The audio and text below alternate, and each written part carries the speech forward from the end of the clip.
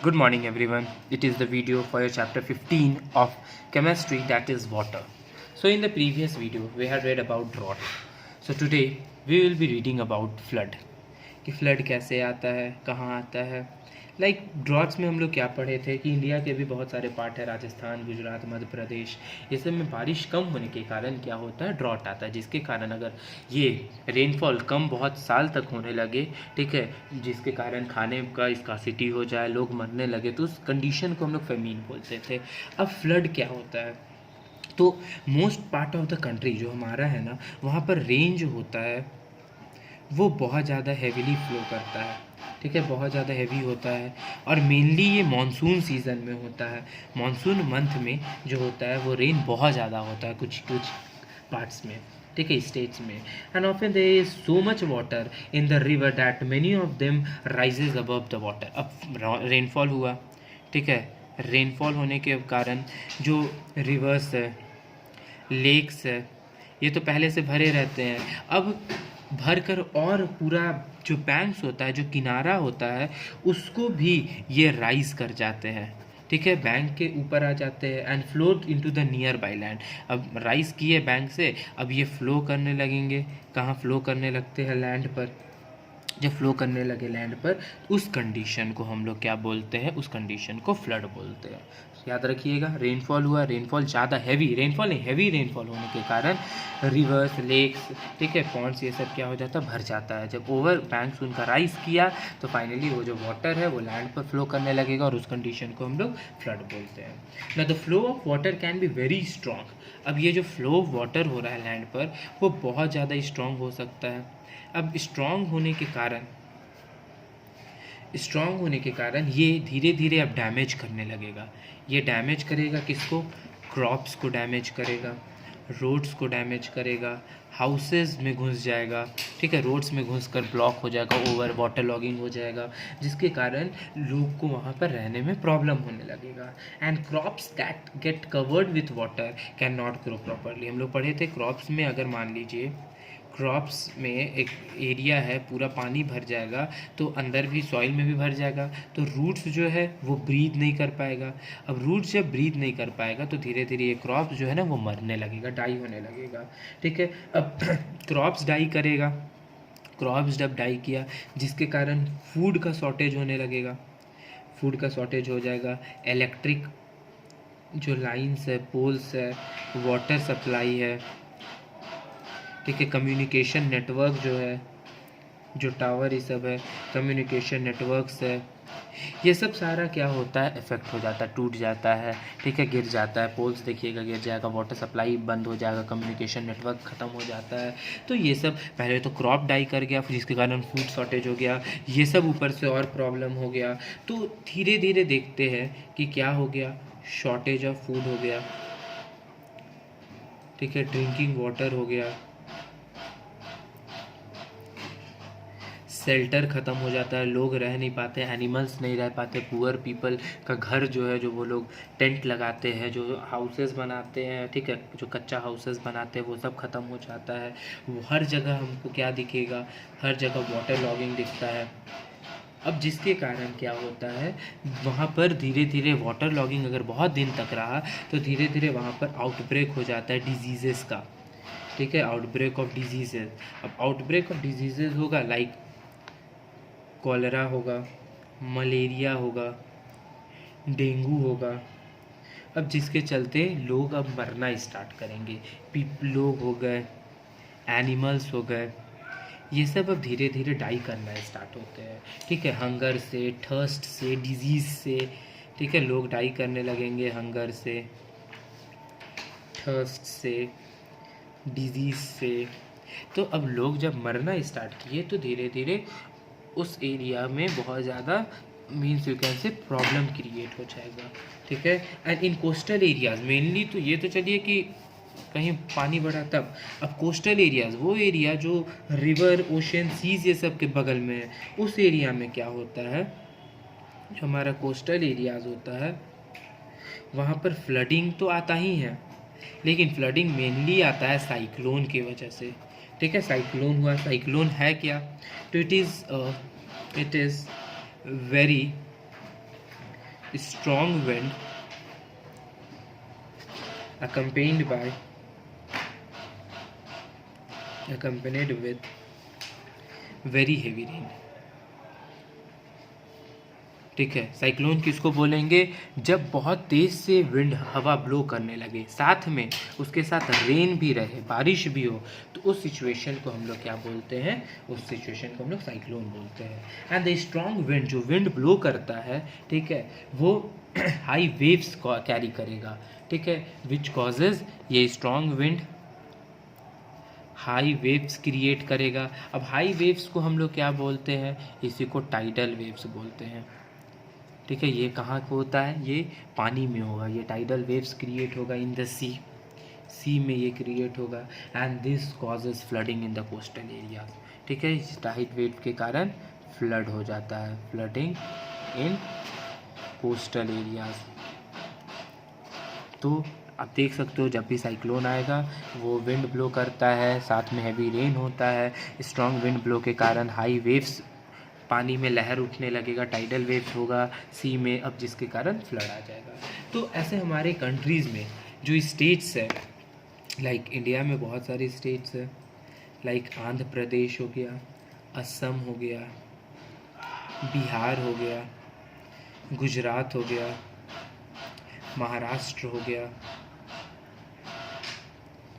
ठीक है, उड़ीसा हो गया, तमिलनाडु हो गया, वेस्ट बंगाल हो गया. तो ये सब जो एरिया है ना, मेनली फ्लड प्रोन एरिया है, flood and cyclones prone area है ये सब.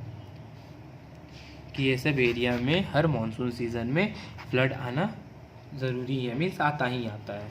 ओके, सो अभी यहाँ तक फ्लड का पढ़े. उसके बाद अब पढ़ते हैं कि वाटर तो कम हुआ तो प्रॉब्लम, ज़्यादा हुआ तब फ्लड का प्रॉब्लम, कम होगा तो ड्रॉट का प्रॉब्लम.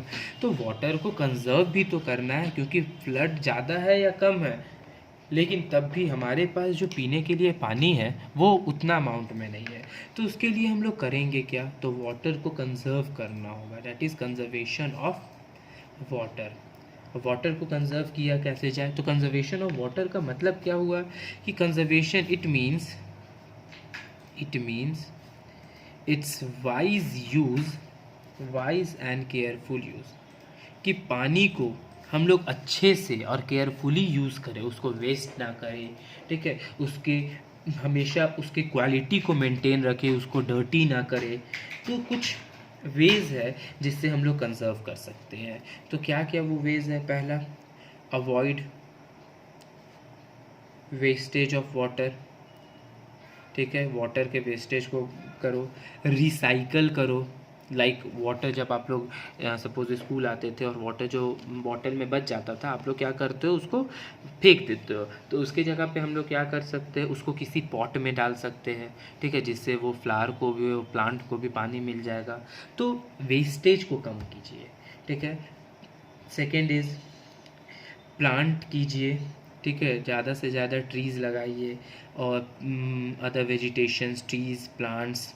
ठीक है, तो ज़्यादा से ज़्यादा, जितना ज़्यादा एफॉरेस्टेशन होगा उतना ज़्यादा क्या होगा? सॉइल जो होगा ना, उसका कैपेसिटी इंक्रीज़ होगा, वो पानी को और ज़्यादा एब्जॉर्ब करेगा. जितना ज़्यादा पानी को एब्जॉर्ब करेगा उतना ज़्यादा वाटर टेबल इंक्रीज़ होगा.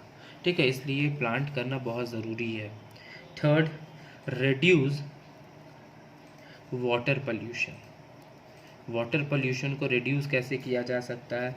बाई ट्रीटिंग सीवेज वाटर, जो नाली का पानी है, ठीक है, या फिर जो इंडस्ट्री से, फैक्ट्री से जो वाटर निकल रहा है, जो डर्टी वाटर निकल रहा है, उसको ट्रीट कर दें. ठीक है, उसको अच्छे से ट्रीट करें, जिसके कारण उस जो वाटर जब डिस्पोज होगा, ठीक है, जब वाटर डिस्पोज होगा नाली, मतलब रिवर में, लेक में, तो ईज़िली उसको यूज़ किया जा सके. ठीक है, जब वो ट्रीट होकर हम लोग जब उसको रिवर में, लेक्स में, पॉन्ड्स में जब उसको हम लोग डिस्चार्ज करेंगे, तो वो एक्वेटिक एनिमल्स को भी, प्लांट्स लाइफ को भी इफेक्ट नहीं करेगा, ना वाटर को पल्यूट करेगा. तो वाटर पॉल्यूशन भी इम्पॉर्टेंट है, रिड्यूस करना. देन नेक्स्ट इज कंट्रोलिंग या कंट्रोल फ्लडिंग. फ्लड को कंट्रोल कर सके जितना से ज़्यादा. And store water for use when rain fails by building dams.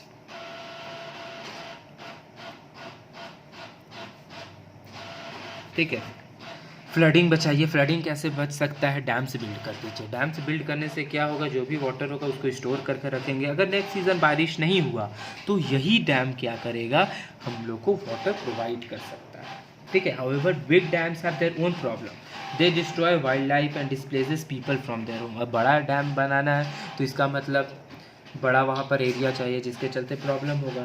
तो बिग डैम नहीं बनाइए, कभी छोटा ही डैम बनाइए, लेकिन बनाइए कि फ्लडिंग भी कंट्रोल हो सके और वाटर को हम लोग स्टोर कर सके। ठीक है, and they destroy wildlife and also accumulation of silt in the storage reservoir reduces the effectiveness with time। and finally क्या होगा, जब फ्लड आता है तो क्या होगा, उसके साथ सिल्ट भी आता है। सिल्ट आता है तो धीरे धीरे रिड्यूस हो जाता है, जो रिजर्वायर है उसका स्टोरेज ख़त्म होने लगता है। लेकिन हम लोग क्या कर सकते हैं, बाई रेन वाटर हार्वेस्टिंग एक मेथड है जिसका नाम दिया गया है रेन वाटर। ये सब सारा तो हम लोग कर सकते हैं, लेकिन बनाया क्या जा सकता है, that is rain water harvesting. सबसे इम्पॉर्टेंट है, जब बारिश होता है ना तो उस बारिश को कलेक्ट करे कहीं। ठीक है, उससे हेल्प हो सकता है। तो rain water harvesting which consist of, ये क्या कंसिस्ट करता है, consist of storing water, storing rain water for later use. Like जब बारिश का पानी हुआ उसको हम लोग कहीं स्टोर कर कर रख दिए, कहीं भी स्टोर कर कर रख दिए, जिससे क्या होगा, जब बारिश ख़त्म हो जाए या बाद में उसको फर्दर हम लोग यूज़ कर सकते हैं। And the amount of water seeping into the ground had reduce.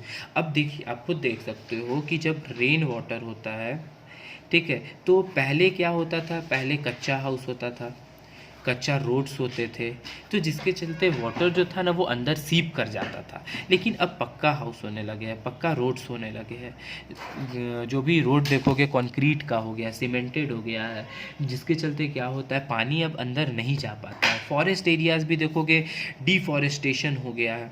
Deforestation होने के कारण वहाँ पर कट कर कर, उस एरिया को कट कर कर वहाँ पर हाउसेस बना दिए गए, रोड्स बना दिए गए, बिल्डिंग्स बना दिए गए। तो जिसके कारण होता क्या है कि जो भी रेन वाटर है ना वो अंदर सीप नहीं कर पाता, अंदर परकोलेट नहीं कर पाता है, जिसके कारण जो वाटर टेबल है वो धीरे धीरे ख़त्म होते गया है। वाटर टेबल ख़त्म हो गया, जिसके कारण scarcity of underground water, drinking water हो जा रहा है। And these have reduce the area over which water can सीप इनटू द सॉइल। पक्का हाउसेस, पक्का रोड्स, कच्चा रोड्स, डिफॉरेस्टेशन, वहाँ पर बिल्डिंग्स बनाना, रोड्स बनाना, कंस्ट्रक्ट करना, जिसके चलते क्या हो रहा है, अंदर वाटर नहीं रिसीव कर पा रहा है।